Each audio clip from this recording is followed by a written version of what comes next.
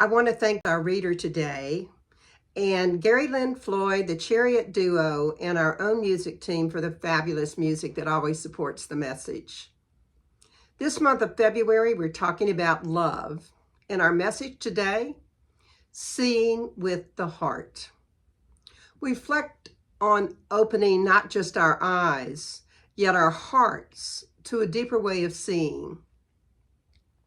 You know, true vision is not just about what happens or what appears before us in the physical world. It's about perceiving with love and with wisdom and with that divine essence that resides within all of us. Before I continue, here's your question for the week. What is the one choice you might make today to see through the eyes of the heart, to trust in the unseen, and to know in every moment there is divine love? One more time. What is the one choice you might make today to see through the eyes of the heart, to trust in the unseen, and to know in every moment there is divine love? Once again, our topic is very relevant to the world that we're living in today. I don't know how many of you watched the Super Bowl last week. I was going to boycott it because NFL had decided to take off the end racism field markings. And yet a lot of my friends were going to watch it. And I do like the pregame shows, so I decided to watch. And I was working on letting go of that judgment of the NFL. And much to my great joy, they replaced those field markings with choose love. Now, how much better is that? A positive message for each of us to remember. And one way we can consistently choose love is to see with our hearts. There's a profound difference between seeing with the eyes and seeing with our heart. Our physical eyes certainly perceive the outer world, shapes and colors and appearances, and our heart perceives the essence of who people are, the truth, that divine spark that is within everything. When we learn to see with the heart, we step into a world that's filled with love and unity and a much deeper understanding. A Course in Miracles reminds us of this. The vision of Christ is given the very instant that it is perceived, where everything is bright and shining with innocence. The world is new and clean and joyous. We probably each know that true vision doesn't come from our physical sight. It comes from that inner knowing, that divine perception that's beyond the limitations of our physical world. And as I was saying about my judgment of the NFL, our physical sight is limited by personal experience, by society's conditioning, and by some ego-driven judgments. We often see things not as they are, but as we believe them to be. It's interesting that our past wounds, our fears, our beliefs shape our perceptions. And they often cloud the truth, and they lead us into separation other than connection, into seeing only with our eyes, not with our heart. Anas Nin once said, "We don't see things as they are, we see them as we are." I like to say that as the world I see is the world in me. If I want to see with the heart, it requires me to embrace spiritual vision, to see beyond appearances, beyond differences, to really, truly look into the soul of all things. It requires me to see everyone I encounter as the face of God. No matter our differences in our values, our politics, our beliefs, when we can shift from human perception to that spiritual divine perception, we recognize the unity of life, the wholeness of existence, and the boundless love that flows through all beings.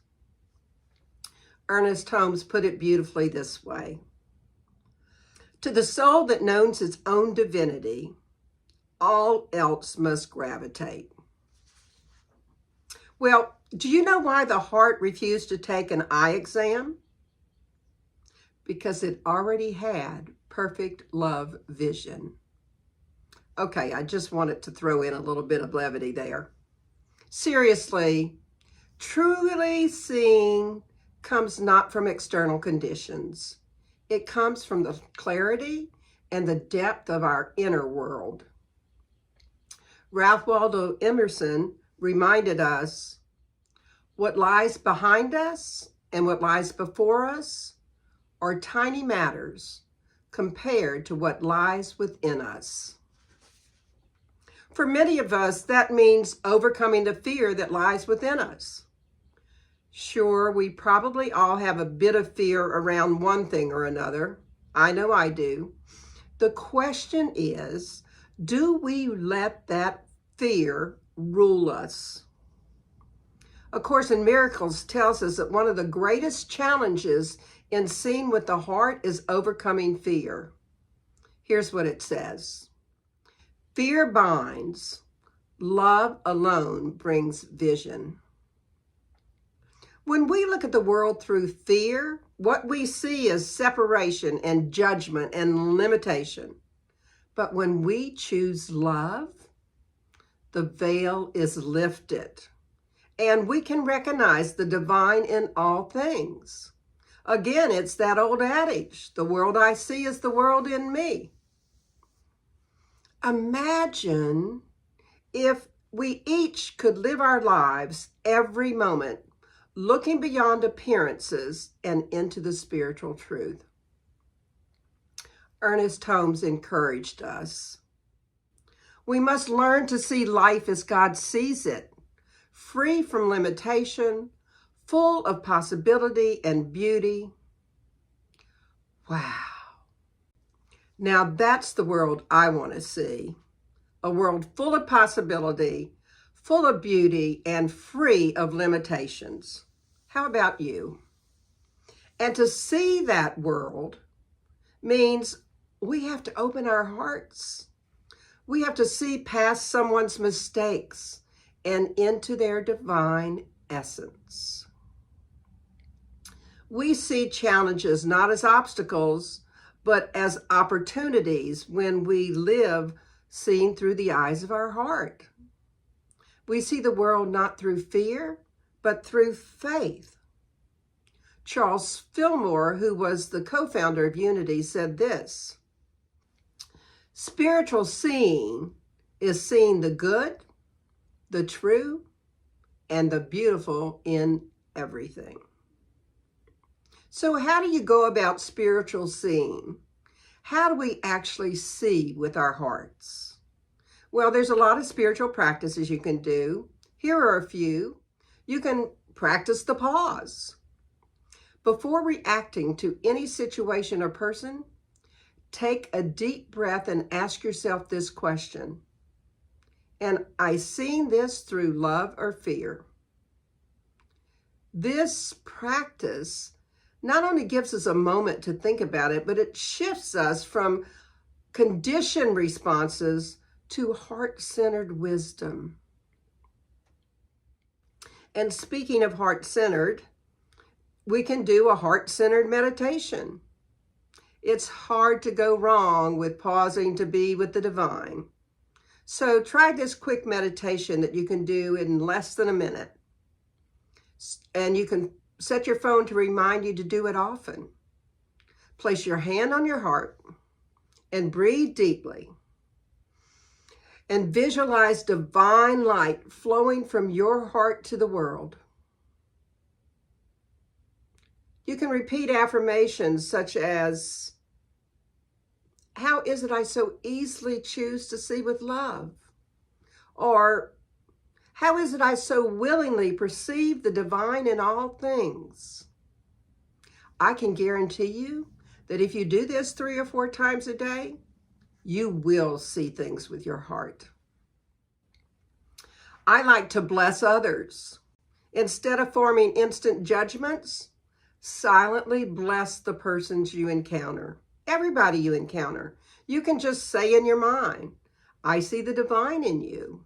Or, may love and light surround you. Or something of that nature. You can even just say, I bless you. I like to say, blessings and grace to you. This practice softens our perceptions and shifts us into a place of spiritual vision. Seeing with the heart is indeed about replacing judgment with understanding, replacing fear with love, and replacing separation with unity. Reverend Katherine Economou emphasizes this shift with these words.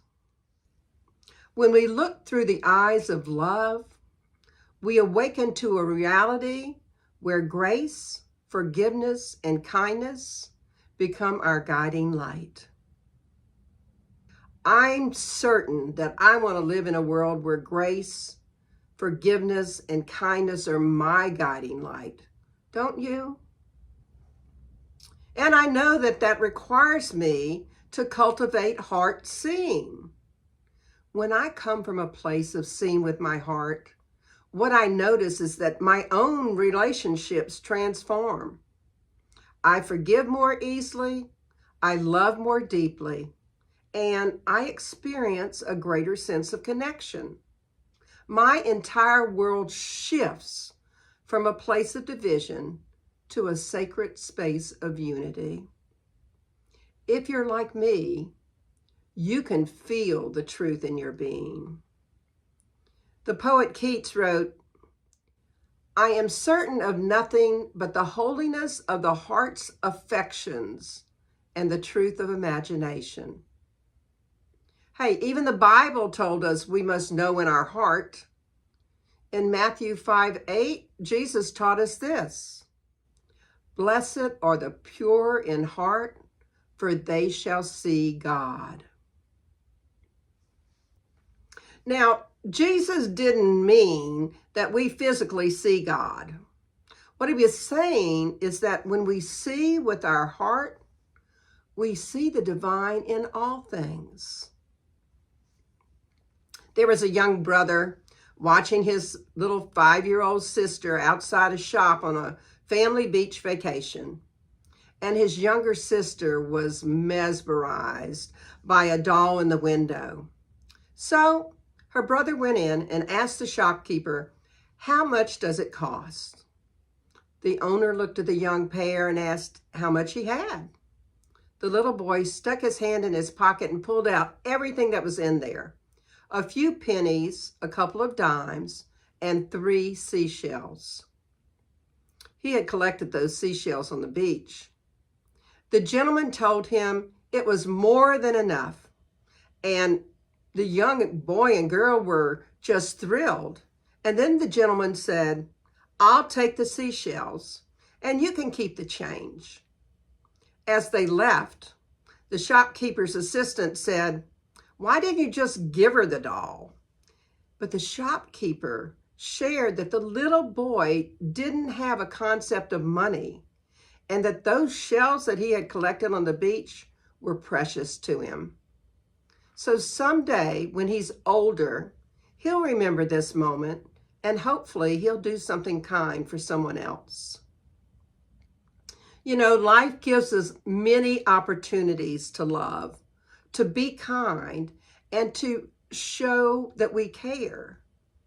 It takes courage sometimes to step outside the normal behavior of how things are done. That shopkeeper saw those young people with his heart and not with his pocketbook. And consequently, he came from seeing with his heart.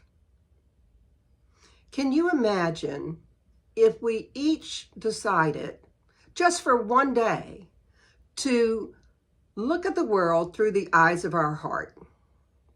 What if we each noticed what the other person held precious, even if to us it was of little value? I want to take an opportunity right now for us to practice that quote from our reading today. Here's what it said. If what you see by the eye doesn't please you, then close your eyes and see from the heart. Because the heart can see beauty and love more than the eyes can ever wonder. So right now, I invite you to close your eyes and choose a person whom you might find it difficult to understand or to love. It can be a family member, a friend, even a political figure. And as you close your eyes, visualize them as a child, full of innocence and light. And now, imagine divine love flowing from your heart to theirs. You might even say to yourself, I see you as love sees you. I see you as whole and holy. And by the way, if you can't do any part of this exercise, you're still seeing with your eyes and with fear, not with your heart and love. And that's okay. I know there are people with whom I find doing this exercise difficult. I invite you to keep doing the exercise until it feels easy to send that person love and to see them as the face of God. It might take months. Hey, for my husband, it took years, but that's okay. Try using any of these affirmations to help you get closer each day to seeing that person as love and as whole and holy. Here's the affirmations. How is it I so joyfully see beyond appearances to the truth? How is it with my heart I so easily perceive the divine in you? Or, how is it my inner vision is so lovingly clear and guided by wisdom? I challenge you to keep doing that until you can actually send that person love. It doesn't mean that you like their values or their beliefs. It just means that you know in the depth of your being that they are also a child of the divine. After a few days of using the affirmation, I invite you to try the exercise again and just see what happens. Imagine a world where each of us chose to see through the heart. How different do you think our relationships would be? How much more peace and understanding and kindness would we all experience? When we see with our heart, we awaken to the truth that we are never alone, that love is ever present, that every moment is an opportunity for grace. As Lao Tzu taught us, the heart that gives, gathers. I love that simple little phrase, 5 words that say so much. The heart that gives, gathers. When we view life through the heart, we understand that what we give in love and compassion and understanding returns to us multiplied abundantly. And as we let go of our fear-based perception and actually embrace divine vision, we align with our highest truth and walk in the light of grace. May we each choose today and every day to see the world not just with our eyes, but with the limitless love of our hearts. I want to end with these words from Reverend Katherine Economou, who beautifully sums up today's message. To see with the heart is to trust the unseen. To know that behind every challenge is grace. Behind every sorrow is healing. and behind every moment is divine love at work. So let us remember that seeing with the heart is a spiritual practice. It's a conscious choice to view life through the lens of love, not with fear, but with faith.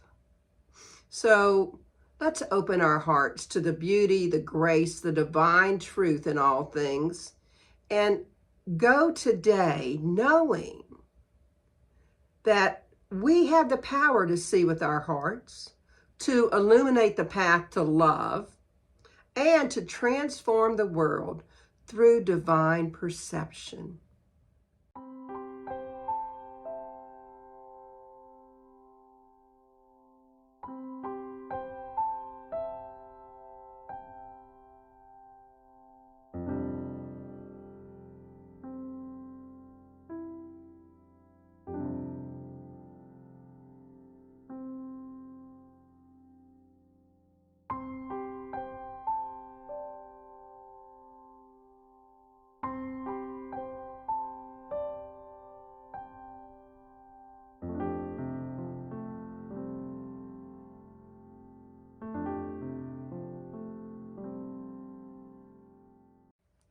And so in summary, how are you going to see with the heart? Well, remember that the world you see is what lies within you.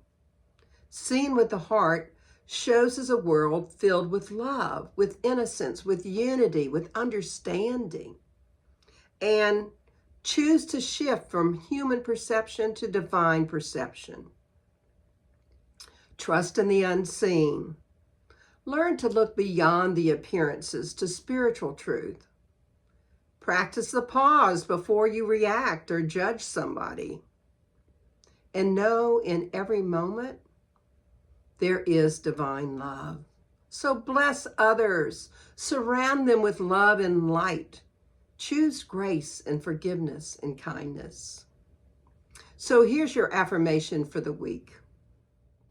How is it I so willingly, energetically, and effortlessly see through the eyes of the heart, trust in the unseen, and know in every moment is divine love? Your challenge this week is to make a conscious choice to see with the heart in every interaction that you have. Spend a day silently blessing everyone that you encounter. Just send them love and light. And at least once this week, be like that shopkeeper and do something unexpected that passes along love and kindness. I again invite you to adopt at least 2 practices that will strengthen your ability to see with the heart. You can use the ones I suggested or make up your own. Let's pray. We take an opportunity to just move into that place within us that is filled with love, to that place within us where we are inspired to see with our hearts, to that sacred garden that lies within, that is the way we see the world. Divine Spirit, what I know to be the truth is that each of us heard something today that's helping us to view life through the lens of love, to let go of fear and align with our highest self. I know we walk each day with our hearts wide open, ready to see every encounter and every situation with our heart, not just with our eyes. I know that our words uplift others, that our actions heal, and our presence inspires other people. And I see each of us being the embodiment of divine love, that beacon of light that shines from the limitless love of our hearts. So I am so grateful that you chose to spend some of your time with us today. Grateful that we can go into the world and spread joy and courage and our open hearts. that we can bless others and see their innocence. And it's from great gratitude for knowing the truth that I release this into the divine yes. Knowing it's already done, I say amen, and we can affirm it together, and so it is. And again, I want to thank everybody that's been donating to our community. Those donations are helping us continue to have these messages on Facebook and on YouTube. And I am so grateful. My heart is filled with love. Enjoy our offertory song.